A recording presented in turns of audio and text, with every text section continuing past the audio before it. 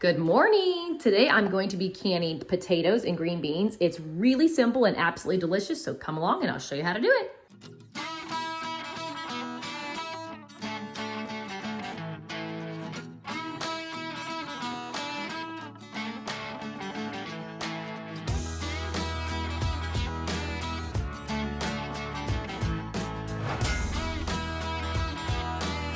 Here is the recipe that we're going to be following. If you want to, you can just screenshot this. Otherwise, I'll put it in the description. As always, the first step is prepping your vegetables. The green beans are actually already done. I just pulled the strings off, broke them, and rinsed them real good. And then the potatoes I'm gonna do now. For these, you're just gonna rinse them and then peel them, dice them up, and then I actually rinse them a second time because that second rinse helps to make them less starchy when they can. While I'm prepping those vegetables, I'm bringing a big pot of broth to a boil. You can also just use water. I prefer to use broth though because it adds some really good flavor to those potatoes and green beans. And I'm sterilizing those jars by cooking them in the oven at 250 for 10 minutes. And I'm sterilizing my lids by putting them in a small pot of water and bringing that water to a boil. Once that comes to a boil, you can shut them off. It's sterilized.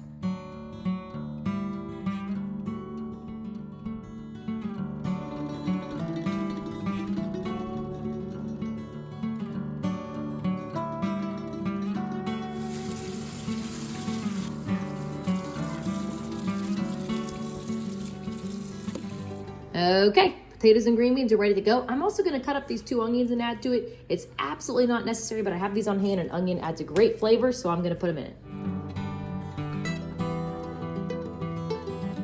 I got my sterilized jars out, so we're ready to fill them. Now, when you're filling these, you wanna make sure you do it in layers. That way it's evenly distributed. So you'll put in some potatoes, then green beans, potatoes, green beans, and so on.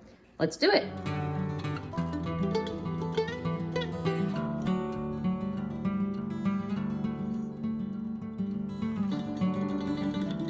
Okay, jars are filled. I brought them over here next to the broth. Look at how beautiful that is with those fresh veggies in there. So next what we're gonna do is add our salt. It'll be a teaspoon for these because these are quarts, but if you're doing pints, it'll be a half a teaspoon. And then we're gonna cover it with our broth, leaving an inch of headspace. For reference, my broth is half chicken, half beef broth. I just like that flavor that it adds to the vegetables.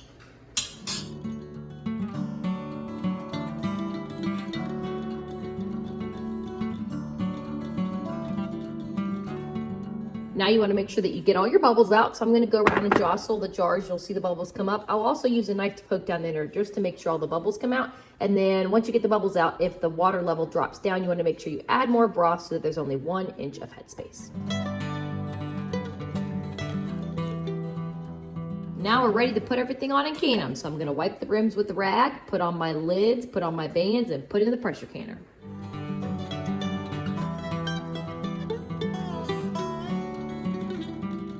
Now, of course, follow your pressure canner's instructions. Mine calls for 2 to 3 inches of water in there, so I've got it in and we're ready to put our lid on and go. My pressure canner also requires venting, so I'm gonna turn my heat on high, get that water in there boiling. You'll see steam coming out of here. Once that steam starts coming out, you're gonna let it vent for 10 minutes, and then you're ready to put your weight on and let the pressure go up.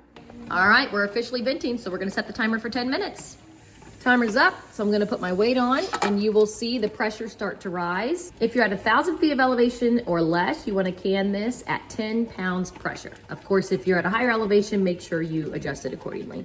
We're almost there. There we are. Now I'm gonna set my timer for 40 minutes. If I was doing pints, it would be 35.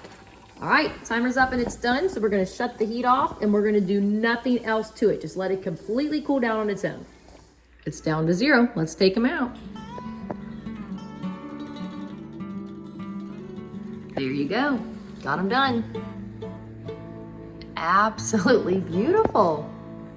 This is some good tasting stuff too. Let me know if you have any questions. Otherwise, happy canning season.